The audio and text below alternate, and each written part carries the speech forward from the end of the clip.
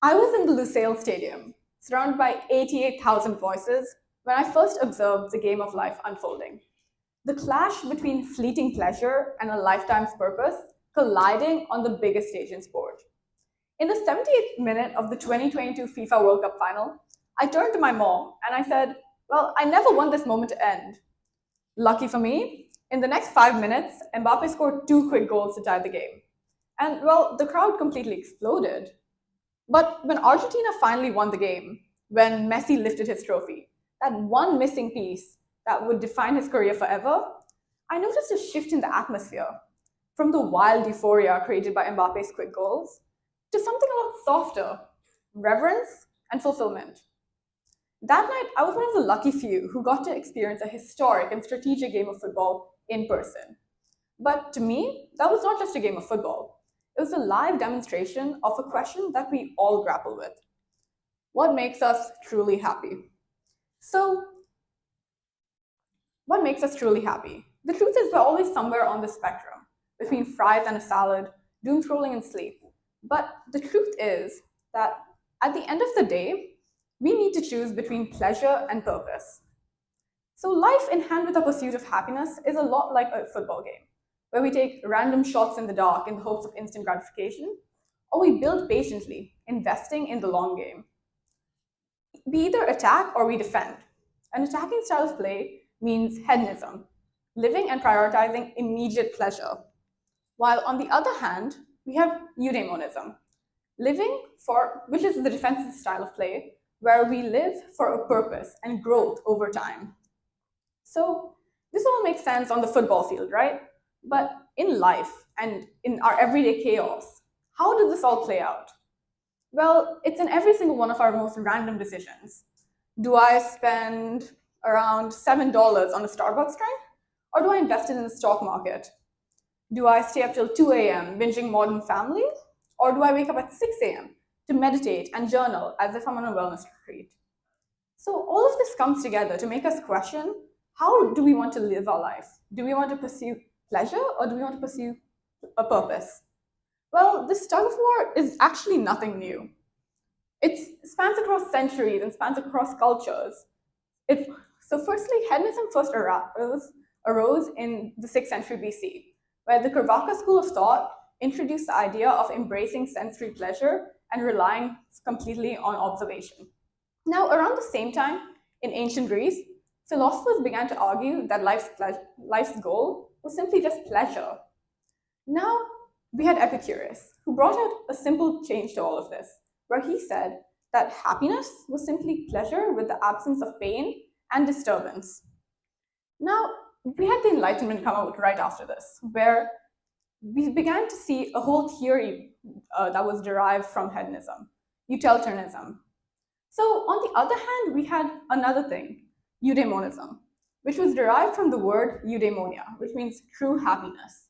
It all began with Aristotle, who argued that pleasure was not actually from momentary spikes of excitement, but rather from purpose. So he believed that it would come from a sense of moral character and reason. Next, we had the Enlightenment, where thinkers such as Immanuel Kant began to argue that critique-based ethics were well outdated, and happiness was actually in duty and principle. Now, in the modern era, we have psychologists who constantly remind us of eudaimonism's focus on self-actualization and growth. So all of this brings me to one of my favorite thought experiments, Robert Nozick's experience machine. He asks the question, if you could plug into a machine that promises you perfect pleasure for the rest of your life, no pain, no struggle, just pure bliss, would you do it? Would you trade your scrappy and unpredictable game of life for passive existence on the sidelines? Well, 77% of people say no. Because the truth is, at the end of the day, we want our wins to mean something. We want to earn it, we want to fail, we want to grow, and we want to come back stronger. And through all of this, we have our referee, ethics. In a game without a referee, it dives into chaos. Fair play completely collapses. As well, your teammates become your rivals. Now, without ethics, pleasure becomes short-lived, self-gratifying, and overall just selfish. Because at the end of the day, a life well lived is not just about that final scorecard, it's about how and with whom you played the game. So let's move on from ancient Greece and philosophy to something we all know, Las Vegas. We've all watched the movie, right? Where the main character walks into a casino, the music's pulsating, and the lights are chiming. This is designed to keep you chasing that next high. This is the hedonic treadmill. It's the idea that an individual's level of happiness after rising or falling always will move back to its set baseline. So let's imagine a situation where you win very big on the slot machines. You win a $10,000 jackpot. For a moment, you feel ecstatic. You feel invincible. But then you start to crave more. You start to think, what if I can win $1 million on the next round? That is the hedonic treadmill in action. Your happiness has reset, and that cycle of wanting bigger returns, well, that returns. Now, all of this makes sense, but let's think of a different city. One where development is prioritized over dopamine. I want you to picture Copenhagen. Public policy in Copenhagen is deeply rooted in the eudaimonic ideal, which is the idea that well-being stems from harmony, community, and growth. In Copenhagen, they have a very interesting topic, a very interesting public initiative, which is the bicycling program, where there's free access to electric bikes throughout the city. Now, this may seem very simple in the moment, right? But if you look a little bit deeper, you'll realize that in the moment, you're giving up a comfy and cushy car ride for a long, tedious, and even sweaty bike ride. But in the long run, the bicycling program, this actually fosters physical and mental growth. It reduces actually pollution. It reinforces community and builds civic pride. That individual action of you taking a bike, well, that connects to the collective good, which is eudaimonism in motion. Now, let's think about how these initiatives, such as the bicycling program, all of this makes sense when we want to create long-term human flourishing. But we do have systems in place which keep us, well, running on a treadmill and going in circles. I want you to remember 2006. The world was riding high, credit was cheap, markets were booming. Individuals and institutions were growing richer by the minute. This was the hedonic treadmill on a global scale. The moment one financial goal was hit, the next one loomed even larger. Bigger risks, riskier investments, and overall larger returns. But our happiness, like a market built on shaky foundations, well, it doesn't stay up forever. In 2007, the markets plunged. People were thrown into financial crisis as banks and businesses were forced to declare bankruptcy. It highlighted how the pursuit of more, channeled backed by a hedonistic mindset, ultimately led to a global financial crisis, job losses, and a global recession. So, on the other hand, we have a eudaimonic approach to economics, which asks the question, how do we build a system which fosters human growth in the moment and in the coming decades? Well, firstly, you need sustainable growth.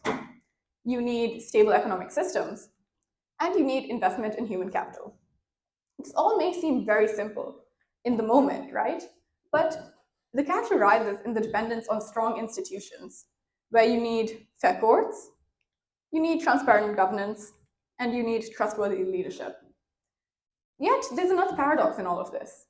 Such a strong dependence on the government could result in overdependence, where people start to rely heavily on state support rather than being self-sufficient, an action which contrasts with eudaimonism in its purest form. So, I want to introduce you to one of my personal heroes, Sir Alex Ferguson. He's one of the greatest football coaches of all time. And he said this quote, "Attack wins you games, but defense wins you titles." A eudaimonic approach to life does set the foundation for the future, but focusing on the future alone does not win you the game. So, where is this balance between hedonic spending and eudaimonic investment? Right where we are, Singapore. The little red dot has built its identity on a very careful equilibrium. You have your world-class hotels, your Michelin-star dining, and your rich cultural indulgence. But Singapore is also heavily invested in education, sustainability, and structure. It's created a system where flair and foundation exist in harmony. All of this can be credited to one man, Lee Kuan Yew, the father of Singapore. Singapore has grown from the small fishing village it was 70 years ago to a global powerhouse today, all because of him and his 5-year plans. Lee Kuan Yew's 5-year plans were deeply rooted in the idea of principal gains, which is the idea that an individual's level of which suggests that small and incremental changes across a large field of areas can result in significant and incremental changes. Now, this all makes sense in theory, right? But in economics, how does this all happen? Well, firstly, just think of a situation where a government catalyzes a head-neck burst of joy through a better funded education program, as the student gets a brand new textbook. But in the long run, that access to quality education will result in meaningful and passionate work, which is a truly eudaimonic outcome. So, I want to remind you of a moment. When Mbappe scored his second goal in the 81st minute of the World Cup to tie the game, that was pure hedonism, where we didn't know what was going to happen, and we were okay with that. We were just excited to see what was going to happen. On the other hand, when Messi won the World Cup, when he lifted his trophy, that symbol of his decades of perseverance, that was pure eudaimonism. A moment so full of meaning, it gives me goosebumps to this day. Sometimes you need to sprint. You need to take that risky but exciting opportunity just because it feels right. Other times, you need to play the long game, investing in what's hard now, but will be meaningful later. So how do we find this balance? Well, we constantly check in with ourselves, asking, am I playing for the moment or for something greater? We stay flexible, because even the greatest champions adapt. And more importantly, we learn to pause. We need to pause, scan the field, and make the smart pass. Because at the end of the day, we need to harness the power of the paradox, the continuum where we continuously move between thrill of the now and the hope of a meaningful tomorrow, in the search of happiness, which seems like such a broad thing. But when we narrow it down, it's simply just pleasure or purpose. But that's the thing. It's not pleasure or purpose. It's pleasure and purpose. Because that is how you have to work with the continuum. And that is how you win the game of life. Thank you.